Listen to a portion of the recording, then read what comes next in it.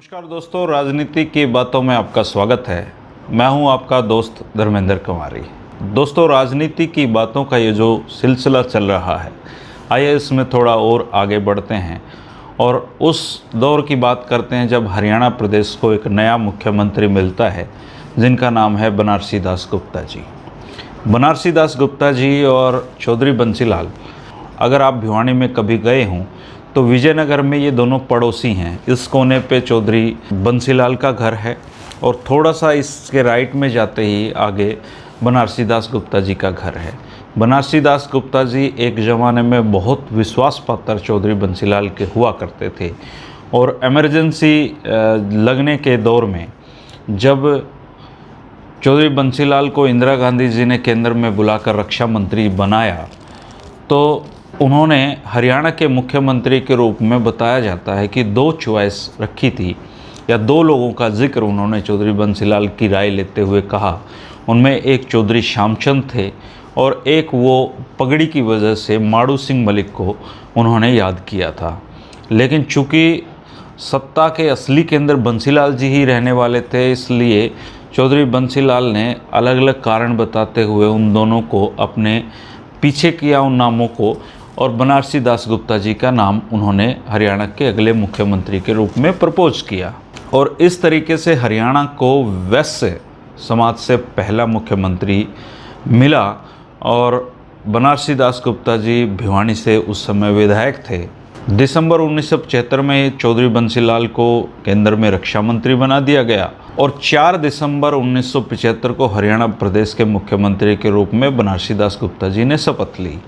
हरियाणा के मुख्यमंत्री बनारसी दास गुप्ता जी बने और वो एक भले और एक अच्छे स्वभाव के इंसान थे, लेकिन चौधरी बंसीलाल के इस एहसान तले वो दबे रहे कि उन्होंने उनको मुख्यमंत्री बनाया है और यही उनकी सबसे बड़ी कमजोरी साबित हुई।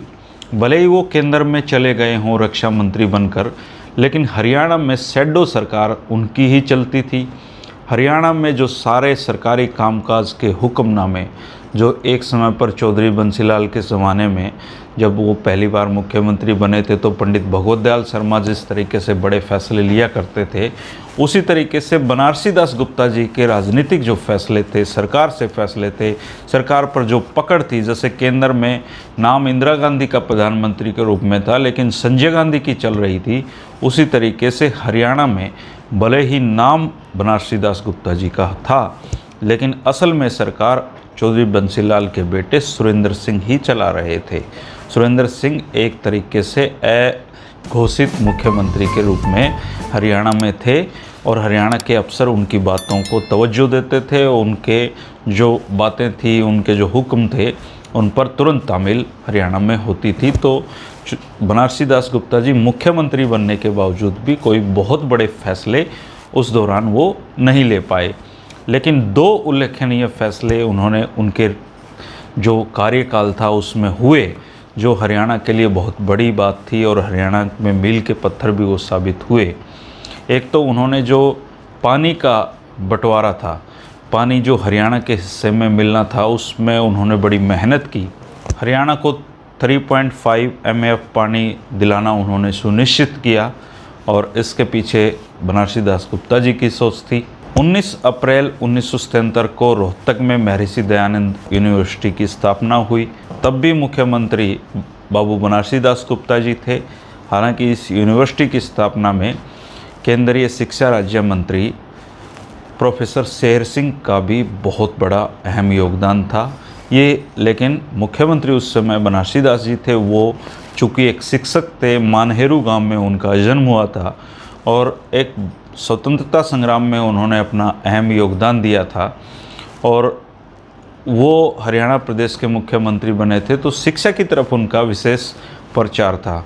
और इस दौरान जो पीछे 73 में जब अध्यापक आंदोलन हुआ था, उसके बाद से जो अध्यापक सरकार से नाराज़ चल रहे थे, वो एक बार बनारसी दास गुप्ता जी की जब सरकार आई तो बनारसी दास गुप्ता जी ने अध्यापकों के साथ बड़ा ही मधुर संबंध बनाए और उनके घर के सामने एक बार अध्यापकों ने धरना दिया तो दोपहर को बनारसी दास गुप्ता जी के घर से चाय और पकोड़े आते थे और शाम को खाना आता था।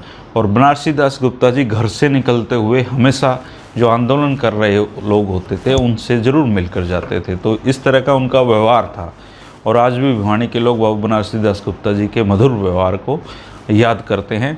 हालांकि बाद में उनकी चौधरी बंसीलाल से बिगाड़ हुआ और वो बिगाड़ ताउम्र चला चौधरी बंसीलाल और बाबू बनारसी दास गुप्ता में मौखिक बातचीत भी नहीं रही उसके बाद कभी।